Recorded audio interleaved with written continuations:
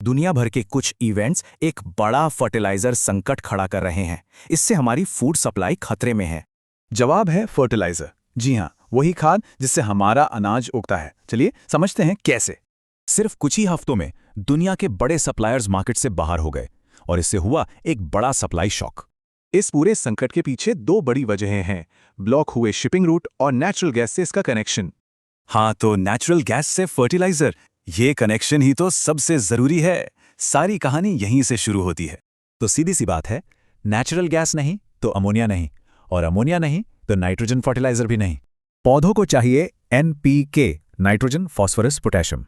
और मुश्किल यह है कि दो सबसे जरूरी वाले ही शॉर्ट सप्लाई में हैं। स्ट्रेट ऑफ हॉर्मुज, इस एक जगह पर ब्लॉकेज का मतलब है दुनिया की 1/3 फर्टिलाइजर सप्लाई खतरे में।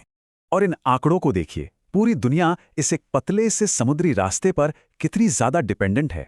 इसका गणित बहुत सिंपल है, फर्टिलाइजर कम तो फसल कम, और फसल कम तो फूड क्राइसिस का खतरा।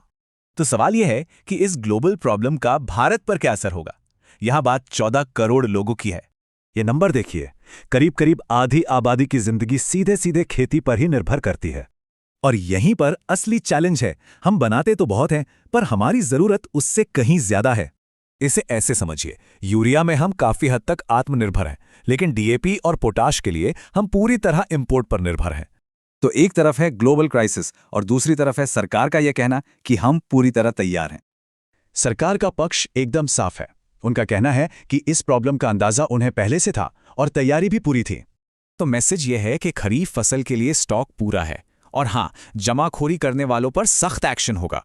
तो निचोड़ क्या है? यही कि जियोपॉलिटिक्स, एनर्जी और हमारी थाली का खाना सब एक दूसरे से बुरी तरह जुड़े हैं। मतलब शॉर्ट टर्म में शायद भारत सेफ है, लेकिन लॉन्ग टर्म के लिए यह संकट हमारी सप्लाई चेन की कमजोरी साफ दिखाता है। और ये सब हमें एक बड़े सवाल पर लाकर छोड़ देता है, क्या हमारा फूड सप्लाई सिस्टम असल में बहुत नाजुक है